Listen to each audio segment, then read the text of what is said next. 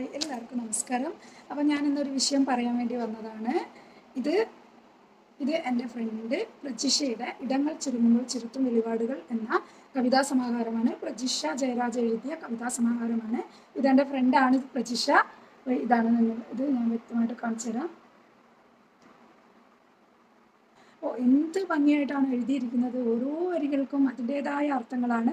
പ്രജിഷയുടെ കുറച്ച് ഫ്രണ്ട്സിനെയൊക്കെ നമുക്ക് പരിചയപ്പെടാൻ പറ്റി. അതിലൂടെ പരിചയപ്പെട്ട സ്റ്റെല്ല മാത്യു എന്ന ഒരു എഴുത്തുകാരി, ആ ചേച്ചിയുടെ പുസ്തകം ഇപ്പോൾ ഒരാൾക്കുള്ള 3 ചായകൾ എന്ന പുസ്തകം ഇപ്പോൾ ഈ 2 ദിവസം മുമ്പ് പ്രകാശനം ചെയ്തതേ ഉള്ളൂ. വേറെയുള്ള എഴുത്തുകാരികളെ കുറിച്ച് അറിയാനും അവരുടെ പുസ്തകങ്ങൾ വാങ്ങി വായിക്കാനും ഇതുവരെ അങ്ങനെ പുസ്തകങ്ങളൊന്നും വായിച്ചിട്ടില്ല. ഒരുപാട് സന്തോഷം പ്രജിഷ.